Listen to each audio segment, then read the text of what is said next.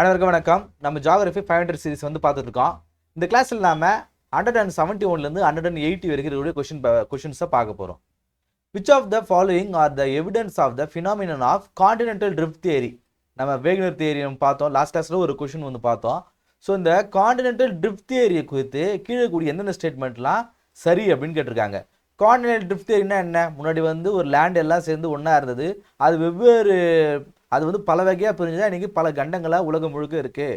So அது பேர் தான் வந்து கான்டினென்டல் ட்ரிஃப்ட் தியரி. இப்போ இருக்கிற கண்டங்கள் எல்லாம் ஒரு காலத்தில் எல்லாம் ஒன்றா இருந்ததுன்னு சொல்கிற தேரி. ஸோ அது எதை வச்சு அவர் சொன்னார்? வீகனர் வந்து எதை வச்சு அதை சொல்லியிருப்பாருன்னு கேட்குறாங்க.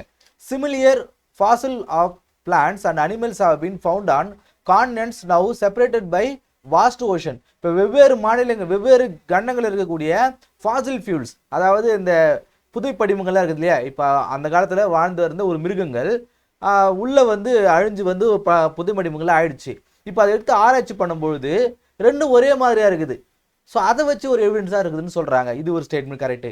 ஷோர்லைன்ஸ் of Africa and South Africa facing each other have a remarkable match. So பாருங்கள், இங்கே வந்து இது வந்து சவுத் அமெரிக்காவா, ஸோ இது வந்து ஆஃப்ரிக்காவா. இப்போ இந்த ஜாயிண்ட்டு பாருங்கள், இந்த ஜாயிண்ட் அப்படியே இங்கே போய் ஜாயின் ஆகுதா, புரியுதுங்களா? ஸோ இதுதான் வந்து சொல்கிறாங்க. பாருங்கள், எல்லாமே வந்து அட்டாச் ஆகுது. ஸோ இந்த ஏரியாவும் இங்கே போய் அட்டாச் ஆகும். ஸோ இந்த இந்தியாவானது இங்கே வரும், ஆஸ்திரேலியாவானது இங்கே வரும். ஏன்னா நம்ம இந்தோ ஆஸ்திரேலியன் பிளேட் தான், நம்ம ஆசியாவில் கிடையாது. ஸோ அப்படி பார்க்கும்போது இதெல்லாம் வந்து எவிடன்ஸ் சொல்கிறாங்க. இது சரிதான். அடுத்து, the belt of Asian rocks from Brazil coast matches with those from western Africa. So இந்த ஏரியாவில் இந்த பிரேசிலியன் கோஸ்ட் இருக்கக்கூடிய இந்த ராக்ஸும் இந்த ராக்ஸுமே வந்து ஒன்றா மேட்ச் ஆகுது, பாறைகளும் மேட்ச் ஆகுதுன்றாங்க. இதுவும் சரிதான். The presence of similar climatic patterns on all continent today. So இது இருக்கக்கூடிய இந்த கிளைமேட் எல்லாம் ஒரே மாதிரி இருக்குது. காரணம் வந்து இந்த கான்டினென்ட் ட்ரிஃப்ட் தியரி தான் அப்படின்னு சொல்கிறாங்க. இருக்கிறதும் வந்து அதுக்கு ஒரு ரீசன் அப்படின்றாங்க. அது வந்து தவறு. காரணம் என்னன்னா, இன்னைக்கு இருக்கக்கூடிய ப்ரெசன்ஸ் சொல்கிறாங்க இல்லையா, இந்த ப்ரெசன்ஸ் அப்படிங்கிறது இந்த கான்டினென்டல் ட்ரிஃப்ட் தியரிக்கு ஒரு ரீசன் கிடையாது. ஏன்னா இப்போ இருக்கக்கூடிய சேஞ்சஸ் ஆனது ரொம்ப வருஷம் கழிச்சு வந்தது. பட் ஆனால் இது ஒரு இன்ஃப்ளூயன்ஸ் அப்படின்னு சொல்ல முடியாது. சரிங்களா? ஸோ அதை ஒரு ரீசனாக வந்து சொல்ல முடியாது. இதே மாதிரியான சிமிலர் கிளைமேட் தான் வந்து அந்த பாஞ்சியா பீரியட்லேயும் வந்து இருந்துச்சு அப்படின்னு சொல்ல முடியாது இல்லையா. இன்னைக்கு ஒரு கிளைமேட் ஆனது இப்போ வேறு மாதிரி. இப்போ பாருங்கள், இப்போது ஸோ இந்த இடத்துல பாருங்கள், இந்த இடத்துல இந்த சென்ட்ரல் இந்த வெஸ்ட் ஏஷியாலாம் இருக்குது இல்லையா, அரபிலாம், இதெல்லாம் ஒரு காலத்தில் வந்து இப்போ இங்கே பாலைவனமாக இருக்கிறதுலாம் ஒரு காலத்தில் ஒரு காடுகளாக இருந்திருக்கும். இப்போ இந்த காடுகள்லாம் வந்து அழிஞ்சு உள்ளே போனதுக்கு பிறகு தான் அந்த புடைமணிமங்கள் தான் இன்றைக்கி பெட்ரோல் டீசல் அந்த இடத்துல அதிகமாக கிடைக்குது. கரெக்டு தானே? ஸோ அப்படி பார்க்கும்பொழுது இது இன்னைக்கு கிளைமேட்டு இதுவும் வந்து இன்ஃப்ளூயன்ஸ் ஆகுது அப்படின்னு சொல்கிற அந்த ஸ்டேட்மெண்ட் வந்து தவறு. Evidence of glacial deposit found in present day tropical regions of Africa, India and South America. So எங்கே கூடிய கிளேஷியல் டெபாசிட்றாங்க. முன்னாடி பார்த்தோம் இல்லையா, இந்தியா உலகம் இருக்கிற எல்லா கான்டினென்ட்டும் ஒரே ஒன்றா இருந்துச்சு சொன்னோம் இல்லையா. அப்போ வந்து எல்லாமே வந்து பனியால் போர்த்து இருக்கும் அப்படின்னு சொல்லலாம். நம்ம ஐசேஜ் படம் பார்த்தீங்களா, அனிமேஷன் படம். ஸோ அந்த ஐசேஜ் பார்த்தீங்கன்னா முதல்ல அதில் தான் நல்லா காட்டியிருப்பாங்க. இந்த கான்டினென்டல் ட்ரிஃப்ட் தியரிலாம் வந்து சூப்பராக அந்த படத்தெலாம் காட்டியிருப்பாங்க. எப்படி வந்து எரிக்கல் விழுந்து அந்த டைனோசர்லாம் அழியுது, அந்த மேமல்ஸ்லாம் எப்படி வந்து தப்பிச்சு போகுதுன்ற மாதிரிலாம் காட்டியிருப்பாங்க. ரொம்ப நல்ல படம். ஸோ அந்த ஐசேஜ்னா என்னென்னா, அப்போ கான்டினென்ட்லாம் ஒன்றா இருந்தது, பனியால் போர்த்தி இருந்தது அப்படின்ற மாதிரி சொல்லியிருப்பாங்க. ஸோ அது வந்து அதோட எவிடன்ஸ் இன்னுமே வந்து கிடைக்குதுன்னு சொல்கிறாங்க. ஸோ இந்த ஸ்டேட்மெண்ட்டும் சரிதான். ஸோ அப்போ இதெல்லாம் வந்து சரின்னு கேட்டிருக்காங்க. 1 2 3 5 1 2 3 5 option C is the right answer. Question number 172. Consider the following statement about the sea floor spreading. இந்த sea floor spreadingனா என்ன, இது குறித்து ஸ்டேட்மெண்ட் ரெண்டு கொடுத்துருக்காங்க. இது இதெல்லாம் சரின்னு கேட்டிருக்காங்க. முதல்ல நமக்கு sea floor spreadingனா என்ன அப்படின்னு கேட்குறாங்க. ஸோ என்னன்னா, இதுதான் வந்து கடல். இப்போ கடலிலிருந்து ஒரு வால்கனோவானது வெடித்து வந்து மேலே வருது. மேலே வந்ததுக்கு பிறகு இது வந்து சொலிடிஃபை ஆகுமா, அதாவது இறுகி போயிட்டு பாறையாக மாறுமா, பாறையாக இங்கே இருக்கும். திரும்ப இது வெடித்து வரும்போது இது என்ன பண்ணும், இது கொஞ்சம் தூரம் போயிடும். ஸோ இது என்ன பண்ணும், இங்கே வரும். சரியா? ஸோ இந்த மாதிரியான இந்த ஸ்லீப் ஃப்ளோர் ஸ்ப்ரெட்டிங் அப்படிங்கிறது இல்லையா. ஸோ இதுதான் வந்து இந்த மாதிரி கான்டென்ட் ஆனது ஏற்கனவே உருவானது கொஞ்சம் தள்ளி போயிடும், திரும்ப வரும், அது இங்கே இருக்கும், திரும்ப வரும், இது இங்கே தள்ளி போயிடும், இங்கே இருக்கும். இப்படி பிரிஞ்சு போவோம். இந்த மாதிரியான இந்த சீ ஃப்ளோர் ஸ்ப்ரெட்டிங் அப்படிங்கிறத நம்ம எங்கே பார்க்கலாம் அப்படின்னு பார்க்கும்போது இங்கே பார்க்கலாங்க. ஸோ இந்த ஏரியாக்களில் இந்த இந்தோனேஷியா தாண்டி இருக்கக்கூடிய இந்த கல்ஃப் ஆஃப் கினியான்ற பாருங்க, பேர் பாப்புவா நியூ கினி. ஸோ அதுதான் கல்ஃப் ஆஃப் கினி சொல்லிட்டேன், சாரி. இந்த பாப்புவா நியூ கினி, ஸோ இந்த மாதிரியான ரீஜன்ஸ் எல்லாம் வந்து பார்த்தீங்கன்னா நிறைய வந்து இந்த மாதிரி சின்ன சின்ன ஐலாண்ட்ஸ் இருக்கும். இதெல்லாம் வந்து சீ ஃப்ளோர் ஸ்ப்ரெட்டிங் தான். காரணம் என்ன நமக்கு தெரியும், இது பசிபிக் ரிங் ஆஃப் ஃபயர்னு சொல்லுவோம். இங்கே தான் அதிகப்படியான வால்கனோஸ்லாம் இருக்கும், எரிமலைகள் இருக்கும். ஸோ அது வந்து வெளியே வரதுனால நிறைய குட்டி குட்டி தீவுகள் வந்து இருக்கும், நிறைய தீவுகள் இருக்கும். ஸோ இதுதான் வந்து சீ ஃப்ளோர் ஸ்ப்ரெட்டிங்கிறாங்க. ஸோ என்ன சொல்கிறாங்க, sea floor spreading contribute to the destruction of oceanic crust or divergent plate பவுண்டரிஸ்ன்றாங்க. டிஸ்ட்ரக்ஷனா கிடையாது, சீ ஃப்ளோர் ஸ்ப்ரெட்டிங் அப்படிங்கிறது கன்ஸ்ட்ரக்ஷன் தான். ஏன்னா உள்ள இருக்கக்கூடிய ஒரு மேக்மா வெளியே வந்து ஒரு புது ஐலாண்ட் உருவாகுது இல்லையா, ஒரு கிரஸ்ட் உருவாகுது இல்லையா, அது எப்படி டிஸ்ட்ரக்ஷன் ஆகும்? அப்போ இந்த ஸ்டேட்மெண்ட் வந்து தவறு. Magnetic strips on the ocean floor are symmetrical on the both side of mid ocean ridges due to periodic reversal of earth magnetic field. இந்த மிட் ஓஷன் ரிட்ஜஸ்னால் என்ன? ஸோ ரெண்டு மலைகள் மாதிரி இருக்கும், இந்த கேப் தான் வந்து மிட் ஓஷன் ரிட்ஜ்னு சொல்லுவாங்க. பார்த்தா ரெண்டுமே வந்து சமமாக இருக்கும். இது எப்படி சமமாக இருக்கும் அப்படின்னு பார்க்கும்போது உங்களுக்கு தெரியும், பூமியானது இப்போ இது நார்த்து இது சவுத்துன்னு இருந்தது இல்லையா. ஸோ இது பூமி உண்டான நாள் வந்து இப்படி தான் இருக்குதுன்னு கேட்டிங்கன்னா கிடையாது. சில நேரங்களில் இது சவுத்தாகவும் இது நார்த்தாகவும் இருக்கும், சில நேரங்களில் இது சில வருஷங்கள் கழிச்சு. ஸோ இப்படி மாறி இருக்கும். ஸோ இந்த பேலன்ஸின் காரணமாக தான் ஸோ இந்த மிட் ஓஷன் ரிட்ஜஸ்லாம் வந்து சமமாக இருக்குது அப்படின்னு சொல்கிறாங்க இந்த மேக்னெட்டிக் ஃபீல்டின் காரணமாக. ஸோ இந்த ஸ்டேட்மெண்ட் வந்து சரி. அப்போது 1 வந்து தவறு, 2 வந்து சரி. அப்போ 2னா B only is the right answer. சரியா?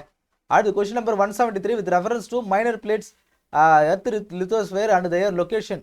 ஸோ மைனர் பிளேட்டை குறித்து கேட்டிருக்காங்க. எர்த்தில் வந்து மேஜர் பிளேட்டு மைனர் பிளேட்டுன்னு நிறைய இருக்குதுங்க. ஸோ இந்த மேஜர் பிளேட்டு அப்படிங்கிறது இப்போ பார்த்து இல்லையா, இந்த இந்தோ ஆஸ்திரேலியன் பிளேஸு, பசிபிக் பிளேட்டு, இந்த மாதிரி நிறைய பிளேட்டுங்க இருக்கும். இதெல்லாம் வந்து பெருசாக இருக்கும். இப்போ சின்ன பிளேட், இந்த மாதிரியான சின்ன பிளேட் எல்லாம் வந்து இந்த பிளேட்டுன்றது வந்து பவுண்ட்ரிங்க. ஸோ இந்த இருக்கக்கூடிய இந்த பவுண்ட்ரி, ஸோ இந்த பவுண்ட்ரி, இந்த மாதிரி சின்ன பவுண்ட்ரி ஹெக்டர் வந்து சொல்லுவாங்க. ஒரு 20 மில்லியன் ஹெக்டேர்னு நினைக்கிறேன். 20 மில்லியன் ஹெக்டேர் வந்து 1 மில்லியன்லேருந்து 20 மில்லியன் ஹெக்டேர் வரைக்கும் இருக்கும்னு நினைக்கிறேன். சரியா ஞாபகம் இல்லை. இது தப்பாக இருந்தால் சரியானது கீழே கமெண்ட்டில் சொல்லுங்கள். ஸோ அந்த டைம் பீரியடில், அதாவது இந்த பரப்பளவில் இருக்கக்கூடியது தான் வந்து மைனர் பிளேட்னு சொல்லுவாங்க. ஸோ நிறைய இருக்குது. So Nazca plate, Cocos plate, Fiji plate, Philippine பிளேட்னு சொல்லிட்டு கொடுத்துருக்காங்க. இதோட லொக்கேஷன் எங்கன்னு கேட்டிருக்காங்க. இந்த நாஸ்கா பிளேட் அப்படிங்கிறது between South American and plate and Pacific plate அப்படிங்கிறது சரிதான். ஸோ இதெல்லாம் வந்து நம்ம எக்ஸ்பிளைன் பண்ண வேண்டியதில்லை. நீங்கள் வந்து என்சிஆர்டி புத்தகத்தில் இது வந்து கொடுத்துருப்பாங்க. இதில் கொடுக்காத ஒரு பிளேட் என்ன அப்படின்னு பார்க்கும்போது இந்த ஃபியூஜி பிளேட் தான். இந்த ஃபியூஜி பிளேட் மட்டும் தான் என்சிஆர்டி கொடுத்துருக்க மாட்டாங்க. ஸோ இது மட்டும் வந்து நோட் பண்ணிங்க. அடுத்து வந்து கொக்கோ பிளேஸ் பிளேட் அப்படிங்கிறது இது வந்து தப்பு. ஸோ இது வந்து இங்கே வந்திருக்கணும், இது வந்து இங்கே வரணும், மாற்றி கொடுத்துருக்காங்க. அடுத்து பிலிப்பைன் பிளேட் எடுக்குது between Asiatic and Pacific plate அப்படிங்கிறது இந்த ஸ்டேட்மெண்ட் சரி. அப்போ 1-4 only 2 is the right answer. So இதெல்லாம் வந்து எக்ஸ்பிளைன், நீங்கள் மேப் பார்த்தாலே தெரியும். இதெல்லாம் வந்து எக்ஸ்பிளைன் பண்ண வேண்டிய அவசியம் கிடையாது. அடுத்து question number 174 with reference to the movement of tectonic plates consider the following statement. Tectonic பிளேட்டுடைய மூவ்மெண்ட் குறித்து கீழே 2 ஸ்டேட்மெண்ட் கொடுத்துருக்காங்க. இதெல்லாம் வந்து சரின்னு கேட்டிருக்காங்க.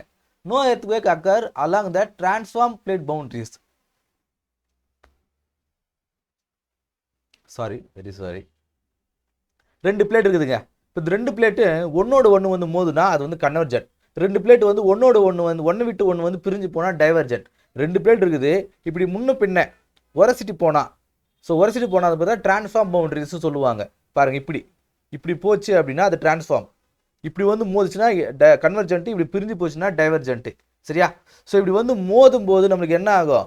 ஃபோல்டு மவுண்டைன்ஸ் உருவாகும். இப்படி வந்து பிரிஞ்சு போச்சுன்னா பிளாக் மவுண்டைன்ஸ் உருவாகும். அவ்வளோதான். ஸோ இங்கே பாருங்கள், no earthquake occur along the transform plate பவுண்டரிஸ்ன்றாங்க. ஒரு பிளேட்டும் இன்னொரு பிளேட்டும் இப்படி மூவ் ஆகும்போது நிலநடுக்கம் வராதுன்றாங்க. வராது. எப்படி வராமல் இருக்கும்? 2 பிளேட் இப்படி மோதும் போது உராய்வு இருக்குது இல்லையா? உராய்வு இருந்துச்சுனாலே, பிளேட் பவுண்டரிஸில் உராய்வு இருந்துச்சுனாலே எர்த்குவேக் வரதான் செய்யும். ஸோ அப்போ இந்த ஸ்டேட்மெண்ட் தவறு. At transform plate boundaries there is no creation or destruction of land ஃபார்ம்ன்றாங்க. ஸோ ஒரு டிரான்ஸ்ஃபார்ம் பவுண்டரி இருக்குது, அது வந்து மோதும் போது, அது வந்து மூவ் ஆகும்போது என்ன சொல்லுவாங்க? லேண்ட் ஃபார்ம் எதுவும் கிரியேட்டும் ஆகாது, டிஸ்ட்ரக்டும் ஆகாது அப்படின்றாங்க. அப்படின்னு கேட்டால் ஆமாம் தான். காரணம் என்ன? இப்போ டைவர்ஜென்ட்னா 2 மோதுது, ஒரு டிஸ்ட்ரக்ஷன் ஏற்படுது, ஒரு கிரியேஷன் ஏதோ ஒன்று ஏற்படுது. ஸோ டைவர்ஜென்ட் அப்படின்னா பிரியும் போது ஒரு லேண்ட் ஃபார்ம் வந்து கிரியேட் ஆகுது, ஒரு ரிஃப்ட் வேலி கிரியேட் ஆகுது. ஆனால் டிரான்ஸ்ஃபார்ம் பவுண்டரியில் எதுவுமே வந்து கிரியேட் ஆகுது இல்லையா? ஸோ அதான் சொல்கிறாங்க. அப்போ ஸ்டேட்மெண்ட் சரிதான். அப்போ ஸ்டேட்மெண்ட் 1 வந்து incorrect, statement 2 is correct. Option D is the right answer. Question number 175 consider the following land form. கீழே கூடிய லேண்ட் ஃபார்ம்ஸ்லாம் பாருங்கள். இதில் எதுலாம் வந்து landforms are generally found at the continent ocean convergent. ஒரு கான்டினென்ட் பிளேட் இருக்குது, ஒரு கன்வர்ஜென்ட் பிளேட் இருக்குது, ரெண்டும் வந்து மோதுது. கன்வர்ஜென்ட்னா என்ன? மோதுது. ஸோ இப்படி மோதும் போது என்னென்னலாம் உருவாகும் அப்படின்னு கேட்குறாங்க. வோல்கானஸ் உருவாகுமா அப்படின்னு கேட்குறாங்க. உருவாகும். ஓஷன் பிளேட் எங்கே இருந்தாலும் அங்கே வோல்கானஸ் உருவாகும். ஓஷன் ட்ரென்ச்சஸ் இப்போ வந்து இந்த ஓஷன் பிளேட் ஆனது ரொம்ப திக்காக இருக்கும், காண்டினென்ட் பிளேட் வந்து ரொம்ப இது வந்து ஹெவியாக இருக்குது, இது வந்து லைட்டாக இருக்கும். ஸோ அப்படி மோதும் போது இந்த காண்டினென்ட் பிளேட் ஆனது உள்ளே போய் சப்டெக்ட் ஆகும். இப்படி சப்டெக்ட் ஆகும்போது ஒரு ட்ரென்ச் வந்து உருவாகும். இப்போ தெரியுதுங்களா? ஒரு சின்ன ஒரு பல்ல மாதிரி தெரியுதா? இப்படி பல்லம் போது இப்படி உள்ளே போகும்போது ஒரு சின்ன பல்ல மாதிரி தெரியும். இதுதான் வந்து ட்ரென்ச் அப்படின்னு சொல்லுவாங்க. ஸோ இந்த மரியானா ட்ரென்ச் எல்லாம் அதில் ஒரு விஷயமா நீங்கள் சொல்லலாம். மரியானா ட்ரென்ச் ஜேம்ஸ் கேமரூன் கூட வந்து ஆழ்கடலில் போய் ஆராய்ச்சி பண்ணிட்டு வந்தார். அப்புறம் டிரான்ஸ்ஃபார்மரில் கூட இந்த டிசெப்டிகான்ஸ்லாம் அந்த மரியானா ட்ரென்ச் உள்ள ஆழ்பகுதியெல்லாம் வந்து கொண்டு போய் வச்சுட்டு இருப்பாங்க. ஸோ உருவாகும். சரிதான். ஃபோல்டு மவுண்டைன்ஸ் வந்து உருவாகும். மடிப்பு மலைகள் மோதும் போது மடிப்பு மலைகள், இமயமலை ஒரு fold mountains due to convergence. Island ஆர்க்குனா என்ன? இப்போ வந்து எரிமலைகள் இருக்கு. ஸோ இந்த இப்போ வந்து ஒரு ஓஷனோ ஒரு லேண்ட்ஃபார்மும் வந்து மோதும் போனால் ஆட்டோமேட்டிக்காக என்ன ஆகும்? வோல்கனஸ் வந்து உருவாகும். வோல்கனஸ் உருவாச்சுன்னா என்ன? மேலே பார்த்தா சீ ஃப்ளோர் ஸ்ப்ரெட்டிங்கு. ஸோ அந்த சீ ஃப்ளோர் ஸ்ப்ரெட்டிங் மாதிரி, எனக்கு அது வாயில் வரல, தப்பாக எடுத்துக்காதீங்க. சீ ஃப்ளோர் ஸ்ப்ரெட்டிங் அப்படிங்கிறது அந்த உள்ளக்கூடிய எரிமலையானது வெடித்து வெளியே வரும்போது அது சொலிடிஃபை ஆகி ஒரு சின்ன லேண்டை உருவாக்குமா, ஒரு ஐலாண்டு உருவாக்குமா. ஸோ அந்த ஐலாண்டானது அது என்ன பண்ணுவோம்? ஒரு ஆர்ச் மாதிரி இருக்கும் அப்படின்றாங்க. ஒரு ஆர்ச் மாதிரி இருந்துச்சுன்னா அது ஐலாண்ட் ஆர்க்குன்றாங்க. இதுவும் வந்து உருவாகும். ரிஃப்ட் வேலிஸ் உருவாகுமா அப்படின்னு கேட்குறாங்க. உருவாகாது. ரிஃப்ட் வேலின்னா என்ன? 2 பிளேட் இருக்குது. 2 பிளேட் ஒன்றை விட்டு ஒன்று வந்து பிரிஞ்சு போகும்போது ஸோ இங்கே ஒரு பள்ளம் உருவாகுமா? ஒரு ரிஃப்ட் வேலி, ஸ்டீப்பான ஒரு பவுண்டரி உருவாகுமா? ஸோ இதான் வந்து ரிஃப்ட் வேலி அப்படின்வாங்க. ஸோ இந்த ரிஃப்ட் வேலி உருவாகும். இது வந்து கன்வர்ஜென்ஸில் உருவாகும், டைவர்ஜென்ஸில் உருவாகும். அப்போ இந்த ஸ்டேட்மெண்ட் ஆனது தவறு. அப்போ எது? 1 2 3 4 C only 3 is the right answer. Number 176, which of the following are depositional landforms, desert landforms னு சொல்றாங்க. ஸோ டெசர்ட் லேண்ட்ஃபார்ம்ஸ், பாலைவனத்தில் கூடிய அந்த லேண்ட்ஃபார்ம்ஸ் குறித்து கேட்டிருக்காங்க. பாலைவனத்தில் எல்லாம் மணலாக தான் இருக்கும், அங்கே என்ன லேண்ட்ஃபார்ம்ஸ் அப்படின்னு யோசிக்கிறீங்களா? லேண்ட்ஃபார்ம்ஸ் வந்து அந்த மணலுடைய அந்த அந்த வடிவத்தை தான் வந்து லேண்ட்ஃபார்ம்ஸ் அப்படின்னு சொல்கிறாங்க. ஸோ பாலைவனத்தில் 2 விதமாக வந்து இந்த லேண்ட்ஃபார்ம்ஸ் ஆனது இருக்கும். ஒன்று வந்து டெபாசிஷன் அண்ட் எரோஷன். டெபாசிட்னா என்ன? ஒரு இடத்துல இருந்து அடிச்சுட்டு வந்து ஒரு லேண்ட்ஃபார்ம்ஸ் உருவாகிறது. எரோஷன்னா என்ன? ஒரு இடத்துல ஒரு பொருள் இருக்குது, அதை எரோட் ஆகி அரிச்சு ஒரு பொருள் வந்து உருவாகிறது. சரியா? ஸோ இப்படி பார்க்கும்போது டெபாசிஷன் எப்படிலாம் ஆகும்? காற்றுனால உருவாகும். காற்று அதை வந்து இது டெபாசிஷன் அப்படிங்கிறத வந்து விண்டு அப்படின்னு கூட சொல்லலாம். ஏன்னா விண்டு தான் வந்து டெபாசிட் பண்ணணும். ஏன்னா பாலைவனத்தில் நதிகளுக்கான வேலை கிடையாது, காற்று தான். ஸோ அதனால டெபாசிஷன் கூட சொல்லலாம். ஸோ அப்படி பார்க்கும்போது 3ங்க 1 2 3 இந்த சாண்ட் டியூம்ஸ், லோயஸ், பார்ச்சன்ஸ் இது 3மே வந்து டெபாசிஷன் லேண்ட்ஃபார்ம்ஸ். இந்த ஹூடோஸ் அண்டு மீசோஸ் அப்படிங்கிறது வந்து எரோஷன் லேண்ட்ஃபார்ம்ஸ். ஸோ பாருங்க, இந்த 3 வந்து இந்த பிறைச்சந்திரன் மாதிரி இருக்கும், இப்படி வளைஞ்சு போகும், நேராக போகும், நேரவாக இருக்கும். ஸோ இந்த ஹூடோஸ் அப்படிங்கிறது நிறைய படங்களில், இந்த லோன் ரேஞ்சர் படங்கள்ல நீங்கள் பார்த்துருப்பீங்க, பழைய ஹாலிவுட் படங்கள்லாம் பார்த்துருப்பீங்க. ஸோ இந்த மாதிரிலாம் வந்துருக்கும் இந்த ஹூடோஸ்னு வாங்க. ஸோ பெரிய இந்த ஒரு இந்த கௌபாய் படங்கள்லாம் இந்த மாதிரி தான் இருக்கும். ஸோ இந்த மாதிரி வந்து இருக்கிறது வந்து மீசாஸ், இந்த மாதிரி இருக்குது மீடோஸு. ஸோ இப்படி இருக்கும், அது நல்லா இருக்கும் அந்த மாதிரி அந்த லேண்ட்ஃபார்ம்ஸே. ஸோ இங்கே தான் வந்து குதிரையில் வந்து வீரர்களுக்கு வந்து போடுவாங்க, ஹீரோ எல்லாம் வந்து குதிரையில் போவாங்க. ஸோ அப்படி பார்க்கும்போது இதில் இதெல்லாம் வந்து சரின்னு கேட்டிருக்காங்க. டெபாசிஷன் லேண்ட்ஃபார்ம்ஸ் பார்க்கும்போது 1 2 3 option B is the right answer. Question number 177, with reference to glacial landforms consider the following pairs. Glacial landforms பற்றி கேட்டிருக்காங்க. மேலே வந்து டெசர்ட் குத்தி கேட்டிருக்காங்க, இங்கே வந்து கிளேஷியல் லேண்ட்ஃபார்ம்ஸ் குறித்து இதெல்லாம் வந்து கரெக்டாக மேட்சாக இருக்குது அப்படின்னு கேட்குறாங்க. ஸோ அப்படி பார்க்கும்போது அரிட்டை, இந்த அரிட்டைனா என்ன அப்படின்னு பார்க்கும்போது இதுதான் வந்து கிளேஷியலுடைய மலை அப்படின்னு வச்சுங்களேன். இது கட்டாயி 2 பக்கமும் கட்டாயி இருக்கும் இந்த கிளேஷியலுடைய மூவ்மெண்ட்னால. ஸோ இதுதான் வந்து அரிட்டை அப்படின்னு சொல்லுவாங்க. ஹாலோ பேசன் அப்படின்னு சொல்கிறாங்க. ஹாலோ அப்படிங்கிறது வார்த்தையிலே தெரிஞ்சு போச்சு இது தப்பு அப்படின்னு. அடுத்து சர்க்கியூ அப்படிங்கிறது, இப்போ இதுதான் மலைன்னு வச்சுங்களேன். ஸோ இது என்ன ஆகும்? ஒரு சின்ன கட்டு மாதிரி உருவாகும். கட்டு மாதிரி, இது இப்போது எப்படி சொல்கிறது, இப்படி இருக்குது இல்லையா? ஸோ இப்படி பள்ள மாதிரி ஒன்று உருவாகி இருக்கும். மலை இது இங்கே இருக்கக்கூடிய கிளேஷியலானது மூவ் ஆகி இப்படி போகும்போது இங்கே ஒரு பள்ளத்தை வந்து ஏற்படுத்தும். இந்த லேண்ட்ஃபார்ம்ஸ் குறித்துலாம், கிளேஷியல் லேண்ட்ஃபார்ம்ஸ் குறித்து நம்ம கிளாஸ்லேயே ஒரு நம்ம சேனல்லேயே ஒரு வீடியோ இருக்கும், ஜாகிரஃபியில் போய் பார்த்தீங்கன்னா அந்த கிளேஷியல் லேண்ட்ஃபார்ம்ஸ் குறித்து நான் டீட்டெயிலாக எடுத்திருப்பேன். ஸோ அதை போய் பாருங்கள், அதில் இந்த சர்க்கியூ அரிட்டையை குறித்துலாம் வந்து நடத்திருப்பேன். ஸோ இங்கே இருக்குது இல்லையா பள்ளம், ஸோ இதான் வந்து சர்க்கியூ அப்படின்னு சொல்லுவாங்க. ஸ்டீப் சைடட் அப்படின்னு சொல்கிறாங்க. டூ சைடு அப்படிலாம் சொல்கிறாங்க. இது பார்க்கும்போதே தெரியுது, இது வந்து விளக்க வேண்டிய அவசியமே கிடையாது. இந்த சின்ன சின்ன வார்த்தைகளை பார்த்தாலே நமக்கு தெரியுது இது வந்து தப்பு அப்படின்னு. இந்த steep side, from two side, இந்த டூ சைடு அப்படிங்கிறது, இந்த ஹாலோ பேஸ்ன்னு சொல்லும் போதே இது தப்புன்னு தெரியுது. இந்த drumlin inverted boat shaped depositional into a till plain, அதாவது ஒரு படகை கவுத்து போட்டால் எப்படி இருக்கும், ஸோ இந்த மாதிரி இருக்கும் அப்படின்றாங்க. இப்போ தான் ட்ரம்லின் அப்படின்றாங்க. இது சரிதான். கெட்டில் ஹோல்ஸ் அப்படின்றாங்க. Basins form due to local impression of till plain material. இப்போ மேலேருந்து ஒரு கிளேஷியலானது கீழே விழுது. கீழே விழும்போது ஒரு பள்ளம் வந்து ஏற்படுமா? பள்ளம் ஏற்படுறதுக்கு பிறகு அந்த ஐஸ் ஆனது மெல்ட் ஆகிடுமா? மெல்ட் ஆனாலும் இந்த பள்ளம் அங்கே அப்படியே தானே இருக்கும். ஸோ அதன் பிறகு திரும்ப வந்து அதில் நீரில் வந்து டெபாசிட் ஆகும். இதுதான் வந்து கெட்டில் ஹோல்ஸ் அப்படின்றாங்க. ரெண்டும் வந்து கரெக்டு தான். இதுவும் கரெக்டு, 3யும் கரெக்டு, 4ம் கரெக்டு. சாரி, 3யும் கரெக்டு, 4ம் கரெக்டு. ஸோ இது வந்து கரெக்டாக மேட்ச் ஆகிருக்கு சொல்லுறேன். 2 மட்டும் தான் கரெக்டாக மேட்ச் ஆகிருக்குது. Option B, only 2 is the right answer. Question number 178. In geological terminology what is the term suture zone refers to? இந்த இதுக்கு நான் சரியாக படிக்கிறேன்னு தெரியல. சூச்சர் ஜோன் அப்படிங்கிறது தவறாக படிச்சிருந்தா அது நீங்கள் எனக்கு கரெக்ட் பண்ணுங்கள். சூச்சர் ஜோன் அப்படிங்கிறது ரெஃபர்ஸ் டு, இந்த சூச்சர் ஜோன்னா என்ன அப்படின்னு கேட்குறாங்க. இப்போ 2 பிளேட் இருக்குதுங்க. இப்போ 2 பிளேட் இருக்குது. 2 பிளேட்டு வந்து மோதுது. 2 பிளேட்டு வந்து மோதுது பிறகு அது 2 வந்து ஜாயின் ஆகிடும் இல்லையா? ஸோ இந்த ஜாயின் ஆகிற அந்த இடத்த தான் வந்து சூச்சர் ஜோன் அப்படின்னு சொல்கிறாங்க. சூச்சர் ஜோன், சூச்சர் ஜோன் சரியா தெரியல.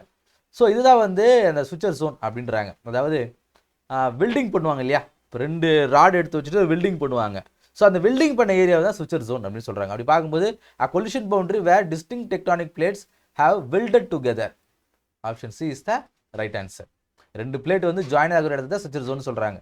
Question number 179. Consider the following mountain ranges. மலைத்தொடர்களை பற்றி கேட்டிருக்காங்க. இதில் எதில் வந்து ஃபோல்டு மவுண்டைன்ஸ் அப்படின்னு சொல்கிறாங்க. ஃபோல்டு மவுண்டைன்ஸ், மடிப்பு மலைகள். எதனால மடிப்பு மலை எதனால் உருவாகும்? 2 வந்து மோதுனால, 2 பவுண்டரிஸ் வந்து மோதுனால, 2 பிளேட் வந்து மோதுனால ஃபோல்டு மவுண்டைன்ஸ் உருவாகுன்றாங்க. ஸோ அதுலேயும் பார்க்கும்போது ஆண்டஸ் மவுண்டைன், அப்பலேச்சியன் மவுண்டைன்ஸ், உரல் மவுண்டைன்ஸ். இந்த ஆண்டஸ் மவுண்டைன்ஸ் அப்படிங்கிறது சவுத் அமெரிக்காவில் இருக்கும். அப்பலேச்சியன் மவுண்டைன்ஸ் வந்து நார்த் அமெரிக்காவில் இருக்கும். உரல் மவுண்டைன்ஸ் அப்படிங்கிறது வந்து ரஷ்யாவில் இருக்கும். இந்த யூரோப்பிய ஏஷியாவும் பிரிக்கிற ஒரு மவுண்டைன். ஓஸ்கஸ் மவுண்டைன்றது ஃப்ரான்ஸில் இருக்கும். இந்த சியரா நெவாடா மவுண்டைன்ஸ் அப்படிங்கிறது அமெரிக்காவில் இருக்கும். நெவாடா அந்த வெஸ்ட் அமெரிக்காவில் இது இருக்கும். ஸோ இதுவும் பிளாக் மவுண்டைன்ஸ், இதுவும் பிளாக் மவுண்டைன்ஸ். ஸோ இது 3மே வந்து ஃபோல்டு மவுண்டைன்ஸ். ஸோ அப்படி பார்க்கும்போது option B, only 3 is the right answer. Last question 180. Consider the following lakes. ஒரு 3 லேக் பற்றி கொடுத்துருக்காங்க. இந்த 3 லேக்கில் இருக்கக்கூடிய காமன் ஃபீச்சர் என்ன? இந்த 3 லேக் இருக்கக்கூடிய காமன் ஃபீச்சர் என்னன்னு கேட்குறாங்க. ஸோ இந்த பைக்கால் அப்படிங்கிறது வந்து ரஷ்யாவில் இருக்கும். இந்த தான்ஜிங்கா அப்படிங்கிறது வந்து ஆப்பிரிக்காவில் இருக்கும். இந்த ஆப்பிரிக்கன் ரிஃப்ட் வேலியில் பக்கத்தில் இருக்கும். அடுத்தா வந்து சுப்பீரியர் அப்படிங்கிறது வந்து லேக் சுப்பீரியர்னாலே அமெரிக்கா தான். இந்த நிறைய லேக்ஸ்லாம் இருக்கும். அதன் மூலமாக தான் ட்ராவல் பண்ணி கனடாவிலலாம் வருவாங்க. கனடாவிலேருந்து ட்ராவல் பண்ணி இங்கே வருவாங்க, அமெரிக்காவுக்கு வருவாங்க. ஸோ இது 3த்துக்கும் இருக்கக்கூடிய காமன் ஃபீச்சர் என்ன அப்படின்னு பார்க்கும்போது all fresh water rift valley lakh அப்படின்றாங்க. ரிஃப்ட் வேலி லேக்னா என்ன? ஒரு பிளேட் வந்து பிரிஞ்சிருக்கும். ஸோ ஒரு பள்ளம் ஏற்பட்டிருக்கும். அந்த பள்ளத்தில் நீரானது இருந்து அது ஒரு லேக்காக இருக்குது. இதுக்கு பேர் தான் rift valley lake. Also it's a fresh water lake. சரிங்களா? ஸோ இந்த கிளாஸில் ஜியோகிராஃபியில் ஒரு 10 கொஷின்ஸ் பார்த்தோம். ஏதோ உங்களுக்கு இப்போ ஒரு சின்ன 2-3 விஷயங்கள் தெரிஞ்சிருக்கும் அப்படின்னு நினைக்கிறேன். சரிங்களா? அடுத்த கிளாஸ் சந்திப்போம். நன்றி.